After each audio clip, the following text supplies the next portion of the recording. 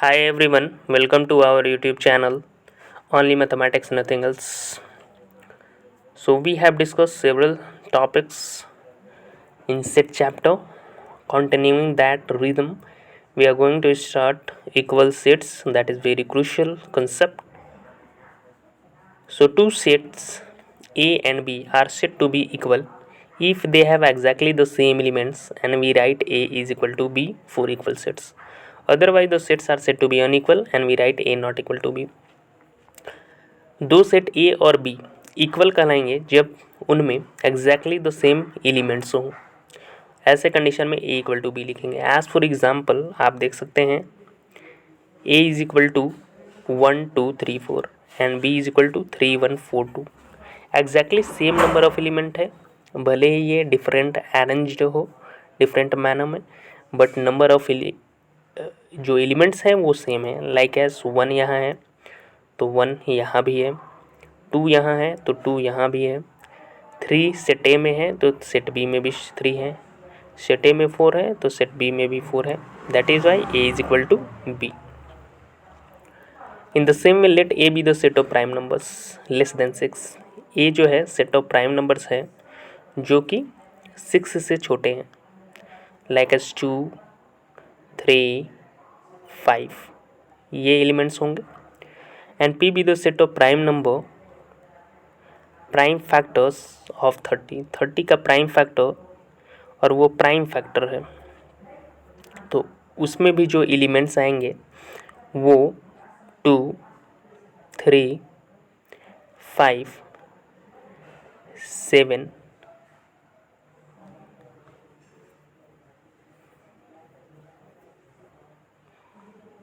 7 is not the prime factor actually of 30.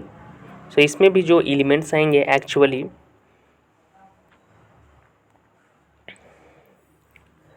2 3 5 ही आएंगे. That is why same number of elements मिल रहे हैं set A as well as set P में. That is why ये दोनों सेट जो होंगे वो इक्वल सेट्स होंगे. A set does not change if one or more elements of the set are repeated. Set जो है चेंज नहीं होता है यदि वन और मोर एलिमेंट यदि रिपीट कर रहे हैं. लाइक सेट ए में एलिमेंट है 1 2 3 एंड सेट बी में एलिमेंट है 2 2 1 3 3. ऐसा कंडीशन दिया हुआ है तो ये जो 2 2 रिपीट कर रहा है 3 3 रिपीट कर रहा है तो ऐसे कंडीशन में सेट्स अलग नहीं हो जाएंगे बल्कि वही सेट कहे जाएंगे. इक्वल सेट्स ही रहेंगे दोनों कंडीशन में. इस कंडीशन में A is equal to B ही होगा.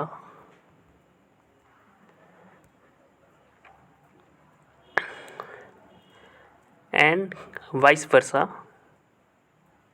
भी होल्ड करता है. That is why we generally do not repeat any element in describing a set. तो आई होप इक्वल सेट के बारे में आपको समझ में आया होगा. Next we will discuss subset. A set A is said to be a subset of set B if every element of A is also an element of B. एक set A है उसे सबसेट बोलेंगे set B का यदि हर एक element set A का हर एक element set B में हो. सेट A का हर एक एलिमेंट सेट B में हो. इन अदर वर्ड सबसेट को ऐसे लिखा जाता है A subset of B if whenever A belongs to A and A belongs to B. तो A सबसेट ऑफ B को ऐसे हम लोग लिख सकते हैं if A belongs to A that implies A belongs to B. यदि A कोई एलिमेंट है जो कि A कैपिटल A सेट में बिलोंग करता है तो that implies A जो है B में भी बिलोंग करना चाहिए. तो ऐसे कंडीशन में जो होता है वो A is subset of B पढ़ा जाता है. If A is not a subset of B, A यदि बी का सबसेट नहीं होगा तो ऐसे कंडीशन में हम लोग A not subset of B ऐसे लिखते हैं.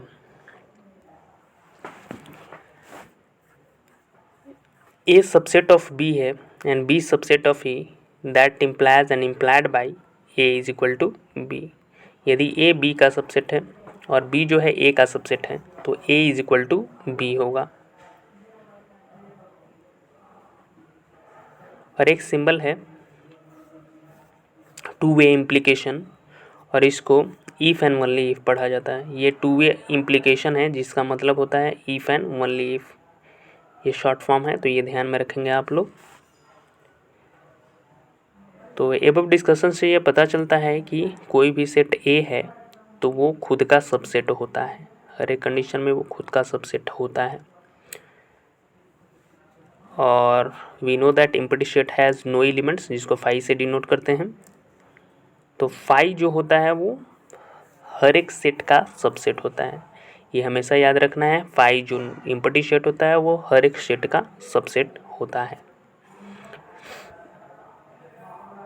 कुछ एग्जांपल्स आप देख सकते हैं। सेट ऑफ रेशनल जो नंबर है क्यू, ये सबसेट होता है सेट ऑफ रियल नंबर्स का, और हम लोग इसको ऐसे लिख सकते हैं Q subset of are.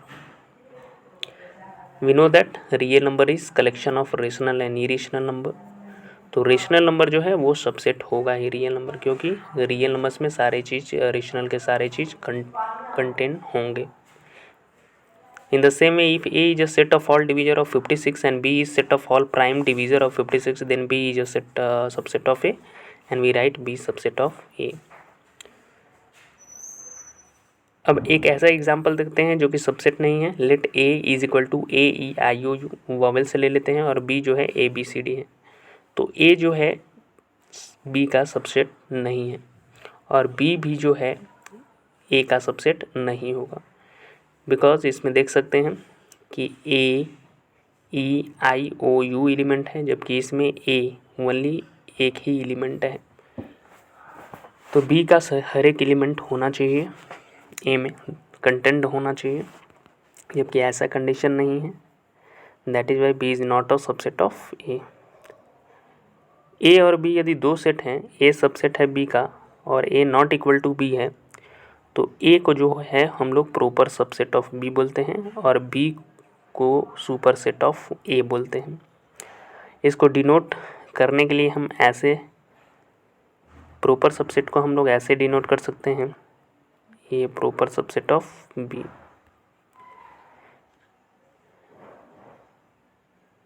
Suppose A जो है 1 2 3, जिसमें 1 2 3 एलिमेंट्स है, वो प्रॉपर सबसेट है B 1 2 3 4 का। If a set A has only one element, we call it as singleton set। यदि कोई सेट है जिसमें केवल एक एलिमेंट है, तो ऐसा कंडीशन में इसको सिंगलटन सेट हम लोग बोलते हैं, सिंगलटन सेट। तो ये सबसेट्स को ध्यान से समझना है। डिफरेंट एग्जांपल्स आप देख सकते हैं। अब एक अलग टॉपिक्स जो कि subset of a set of real number, set of real numbers का सबसेट के बारे में देखते हैं।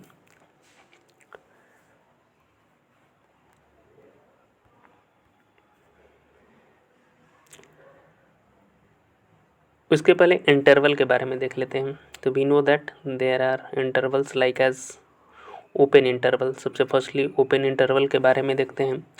तो ओपन इंटरवल जो है, इसका यदि नोटेशन के बारे में यदि हम लोग देखें, तो ओपन इंटरवल को ऐसे शो किया जा सकता है, या ओपन इंटरवल को ऐसे भी शो किया जाता है।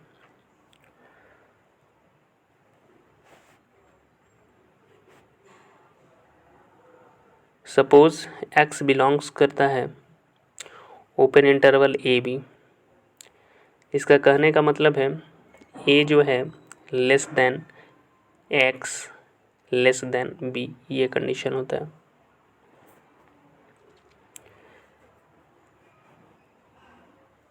एंडिंग पॉइंट को काउंट नहीं किया जाता है। लाइक एज x का वैल्यू a और b के बीच में ही होगा, x का वैल्यू a नहीं हो सकता है ओपन इंटरवल के केस में, और x का वैल्यू b भी नहीं हो सकता। दूसरा इंटरवल देखते हैं। लाइक एज एक कंडीशन ऐसा भी होगा जब x बिलोंग करेगा open interval a comma close interval b। ऐसा कंडीशन में a जो है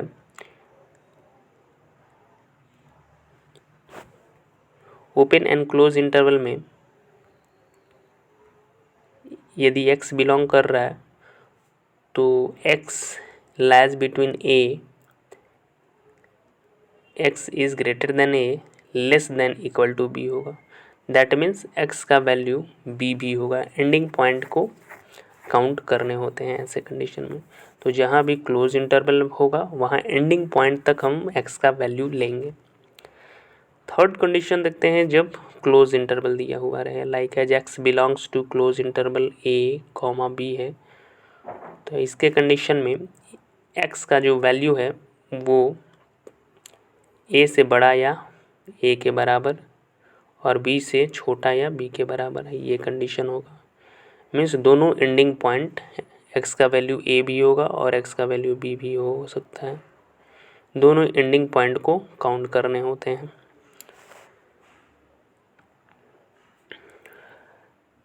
If we will talk about to show these open and close interval on the line system, we can write like that। ये जो है open interval A B है,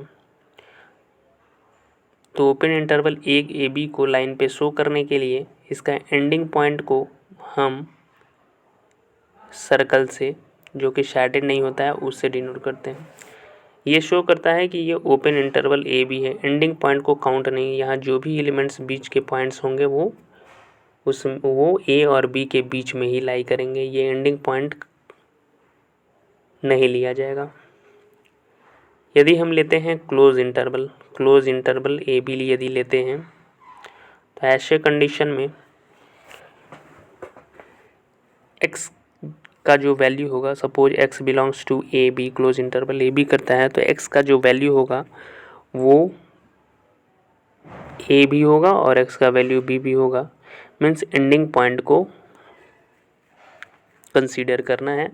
और ऐसे कंडीशन में एंडिंग पॉइंट को शेडेड सर्कल से डिनोट करते हैं। क्लोज इंटरवल के केस में शेडेड सर्कल से डिनोट करना है और ओपन इंटरवल के केस में विदाउट शेडेड सर्कल से शो करना है। थर्ड कंडीशन देखते हैं जब क्लोज ओपन इंटरवल हो, तो ऐसे कंडीशन में suppose X belongs to close interval A and open interval B है। तो ऐसे कंडीशन में दोस्तों सपोज ए पॉइंट यहाँ है, तो पॉइंट ए पे ये जो है शेडेड सर्कल होंगे और पॉइंट बी पे ये विदाउट शेडेड सर्कल होंगे। तो ये ऐसे हम शो कर सकते हैं।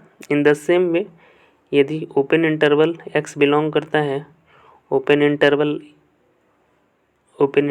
ए बी में, open interval A and close interval B में, तो उसके लिए जो है हम शो कर सकते हैं नंबर लाइन पे ए एंडिंग पॉइंट ए को कंसीडर नहीं करना है और जहाँ क्लोज इंटरवल बी पे है तो वहाँ एंडिंग पॉइंट बी को कंसीडर किया जाएगा। जैसा जानते हैं कि क्लोज इंटरवल ओपन इंटरवल के लिए without shaded circle and close interval के लिए शेडेड सर्कल। तो ऐसे लाइन पे ड्रॉ हम कर सकते हैं डिफरेंट इंटरवल्स को।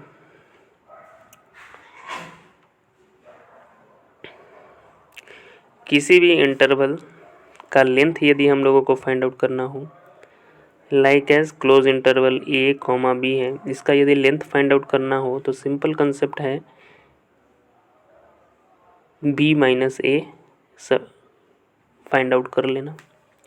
Open and close interval A B भी हो तो ऐसे कंडीशन में भी हम लोग B minus A find out कर लेंगे। ओपन इंटरवल भी हो, हर एक कंडीशन में B minus A find out कर लेने हैं। तो आई होप आप लोगों को ये interval subset as a interval and equal sets समझ में आए होंगे।